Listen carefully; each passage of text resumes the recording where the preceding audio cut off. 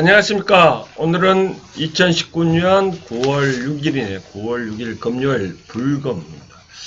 오늘 제목 보니까 버팀목이 벌써 60번째, 61번째면 회갑 하는데 과연 오늘은 어떠한 내용인지 보겠습니다. 버팀목이라 보니까 생각나는 단어가 말이 생각나서 오늘 참 내용이 좀 약간 기네. 한번 보겠습니다. 먼저 책 내용부터 보겠습니다. 버팀목. 우리가 5, 6월에 산에 가면 그 냄새가 독특함을 알 수 있다. 그 냄새 내지 향기는 일종의 허브다.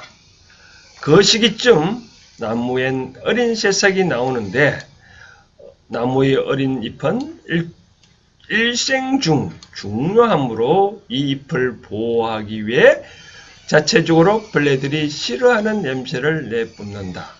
근데 우리는 그 향기가 좋아 산에 오르곤 한다. 이러한 자연의 질서는 한치의 오차도 없이 제각기 돌아가고 있다. 그런데 이 나무가 스스로 지탱하기 어려울 땐 동료들이 스스로 도와준다.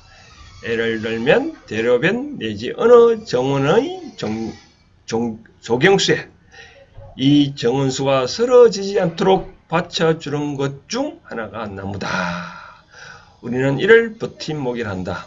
버팀목이라 이 표현은 나무를 지탱해주는 그런 것뿐만 아니라 사람에겐 어떤 어려움에 굴복하지 않고 기댈 수 있는 사람이나 사물을 말하기도 한다. 선거철엔 이런 구도 있다. 나 누구는 여러분이야말로 저희 튼튼한 버팀목이라고 하면서 한 표 쏜다. 한편 어느 가수의 노래 가사 중 이런 구절도 있다. 어두운 밤이면 그렇고 나에게 불 밝히고 길 없는 바다의 등대와 같은 사람. 이제는 그 누가 나에게 버팀목 될까? 텅 빈 가슴을 어떻게 메꾸어 갈까? 이처럼 버팀목은 어쩌면 나에겐 나를 지켜주는 수호신이다.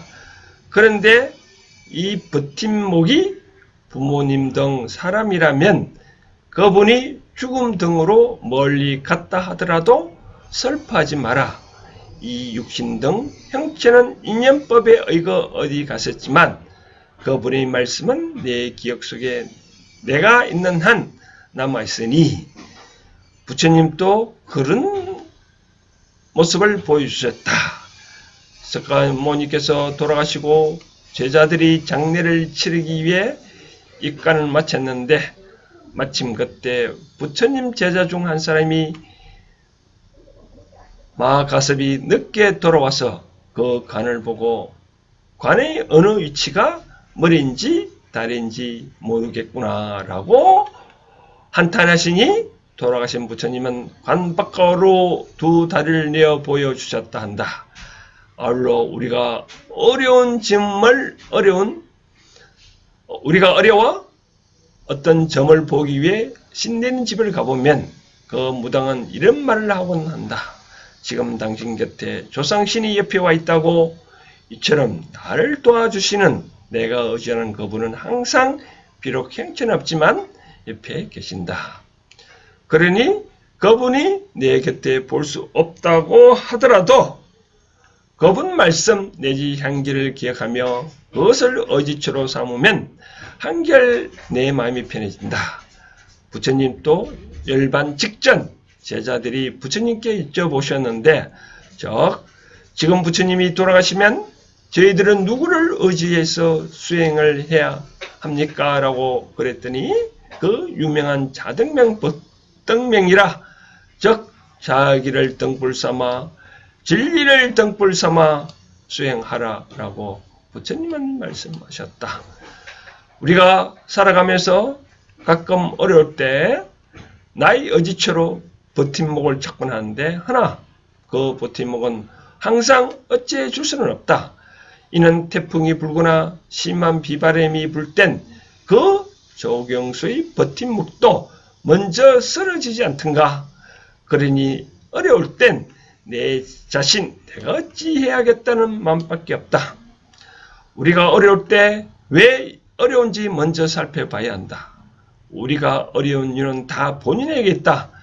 자연은 인간을 성장시키기 위해 조금이라도 도움을 주기 위해 여러 가지 환경을 주고 있는데 자꾸만 어렵다고 어려움 못 살겠다고 현상을 한탄만 하고 있으면 주고 싶어도 거두고만이 우리는 항상 어렵게 된다. 그러니 현상을 한탄 및 남 탓만 하지 말고 주어진 여건을 거부하지 말고 내 스스로의 의지처로 삼아 부지런히 행하면 반드시 원하는 바 달성할 수 있음을 알자 라고 제기는 되어 있네요.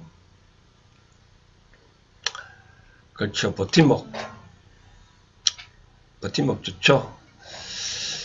나에게도 이런 버팀목 하나 좀 든든한 백이 있으면 좋겠습니다. 그러나 저는 이 유튜브 해온 생각을 시청을 해주시는 구독자 여러분이 계시기 때문에 그분이 나의 버팀목입니다. 여러분들이 있기에 저는 하루에 한 번도 빠짐없이 이 유튜브 동영상을 제작해서 올리고 있습니다. 근데 결국은 버팀목은 나 자신밖에 없다고 생각되어집니다. 2000년 전에 부처님도 열반 직전에 그 인류의 큰 스승이라고 할 수 있는 우리의 그 삶의 등불로 자청하신 부처님도 드디어 열반에 들어가시게 되었습니다. 그때 제자들이 이렇게 물었습니다. 스승님, 부처님께서 돌아가시면 이제 누구를 의지해서 수행해야 합니까? 라고 물었더니 무명한 자등명 법등명, 즉 자기 자신을 등불로 삼까 이제까지 내가 말한 말을 등불로 삼아 수행하라고 했습니다. 결국 버팀목은 자기 자신밖에 없습니다. 자기 자신을 등불로 삼아 부지런히 수행을 하고 또 이제까지 내가 공부하고 닦은 그런 지식을 의지처로 삼아 행하면 아무 문제가 없습니다. 여기서 또 하나 제가 말씀을 드리고 싶은 사항은 누구는 저한테 이런 질문을 합니다. 누가 잘 사는데 누구는 공부는 잘하는데 나는 저렇게 이렇게 하라 해서 나도 그렇게 해보니까 나는 나에게는 아무 어떤 소득이 없다고 나에게 아무 발전이 없다고 저는 이렇게 얘기했습니다. 내한테 주어진 환경은 내가 어떻게 활용하냐에 따라 달려있고 상대가 하는 말을 다 잘 들어라. 그런데 듣는다 해서 내가 그대로 하라는 것은 아닙니다. 우리가 이 육신은 나의 자신은 제각기 사람은 그 근기가 다 다르다므로 환경이 다 다릅니다. 상대가 말했다 해서 그대로 따라하면 그거는 바보입니다. 상대가 얘기하는 걸 다 듣고 어떤 행을 결정하기 전에는 최소한 3일 동안 심사숙고를 해서 내가 그것이 이해가 되고 나의 환경에 맞으면 그대로 행하면 좋은 성과를 얻을 수 있으나 내가 생각해보지도 않고 상대가 이렇게 하라 한다고 쭉 했다. 내 환경도 안 맞는데 불구하고 그렇게 했다 해서 그게 소득이 있을까요? 이 세상에는 다 자기 업식이라는 게 있습니다. 업식. 이 업식은 어디에 있나? 우리의 생각은 의식에 제8 아래아식에 저장되어 의식이 삭이 트면 그 삭 튼 대로 내가 복을 받습니다. 그렇기 때문에 이제 버팀목이라 내가 의지할 수 있는 그런 수행처가 어딜까? 내가 의지할 스승이 어디 있을까? 내가 의지할 멘토가 어디 있을까? 구구절절 찾아다니지 마시고 물론 때로 우리가 삶이 어렵구나. 어떻게 하면 한번 상담 받을 수 있습니다. 저처럼 회원 컨설팅에도 상담 받을 수 있습니다. 상담 받은 내용을 기초로 삼아 결국은 내 자신을 의지초로 삼아 수행을 해야 됩니다. 또 하나 법등명이라 법은 부처님이 말씀하는 그런 법입니다. 제가 말씀드리는 이러한 진리를 여러분들이 맞다고 생각들면 안 맞으면 안 해도 됩니다. 이제까지 누구 훌륭한 스님이나 훌륭한 목사나 심지어 이 해온 생각 말이라도 본인이 맞고 이해가 되면 그때 행을 해야 하면 됩니다. 절대로 이해되지 아니한 것을 했다 해서 그 책임은 다 본인에게 있습니다. 아무리 좋은 말씀, 좋은 글귀라 하더라도 내가 이해되는 것을 이해된 것만 수행은 해야 됩니다. 그렇게 하면 내한테 큰 복이 옵니다. 주말에 곧 태풍이 온다는데 이 태풍이 비바람도 우리가 보면 나무를 지탱해 준 그 버팀목마저도 먼저 쓰러질 수 있습니다.